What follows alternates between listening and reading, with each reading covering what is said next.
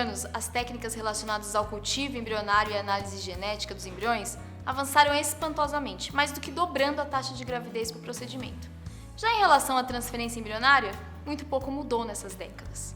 Se levarmos em conta que é o último procedimento da FIV e que se o embrião não pudesse ser colocado dentro do útero da maneira mais adequada, todos os passos de estimulação ovariana, captação de óvulos e cultivo embrionário terão sido em vão. Por isso é importante focarmos em como fazer uma boa transferência de embrião. Entre os principais fatores que podem interferir com o sucesso do tratamento, podemos citar a presença de sangue ou muco no catéter, a localização do catéter dentro da cavidade uterina, a possibilidade de os embriões serem expelidos após a transferência, o tipo de catéter e o acompanhamento com ultrassom durante o procedimento. A transferência embrionária deve ser delicada. Quando temos sangue no catéter interno, indica que houve algum tipo de trauma ou dificuldade no caminho. Em alguns estudos, a presença de pequena quantidade de sangue reduziu pela metade a chance de gravidez. E a presença de uma quantidade maior de sangue fez com que a chance de gravidez diminuísse 80%. A localização do catéter também é muito importante. Os embriões depositados em uma parte muito alta da cavidade uterina aumentam a chance de trauma no endométrio, e isso também pode induzir contrações uterinas, o que não queremos nesse momento.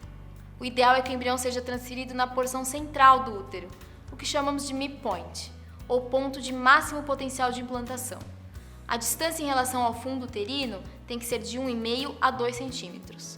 Por isso é importante fazer a transferência guiada por ultrassom, e normalmente fazemos com ultrassom abdominal, o que nos permite ver exatamente onde o embrião está sendo depositado. Para isso, pedimos que a paciente esteja com a bexiga um pouco cheia, o que melhora a visualização no ultrassom e faz com que o útero fique mais alinhado com o catéter, facilitando o procedimento. Talvez essa seja a parte mais desconfortável da transferência, por conta da bexiga cheia. A passagem do catéter não dói, e muitas vezes a paciente nem sente. O tipo de catéter também é um ponto importante. Há 2 tipos de catéteres, os rígidos e os maleáveis. O catéter maleável é mais delicado e causa um dano menor no endométrio, diminuindo o risco de sangramento.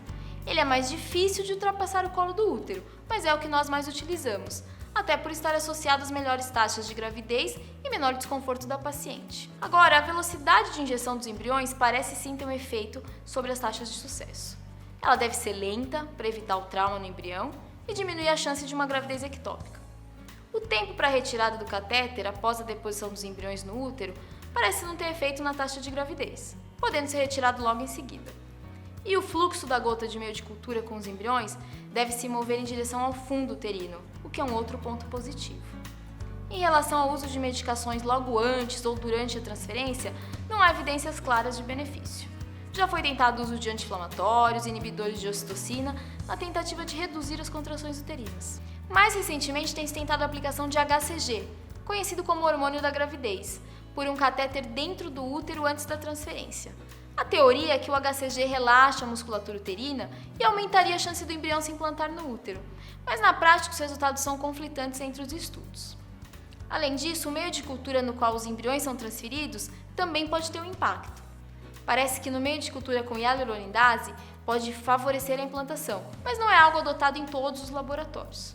Outro aspecto importante é o tempo que o embrião permanece fora da incubadora. Ele deve permanecer o menor tempo possível no seu transporte até o útero.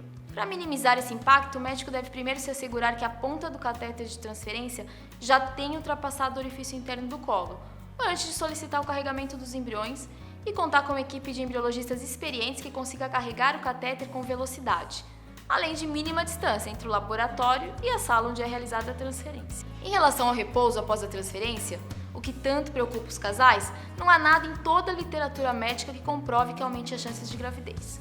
Lógico que o tratamento deve ser individualizado e tudo vai depender de como foi o procedimento. Mas como regra geral, após a saída do laboratório não é necessário mais repouso.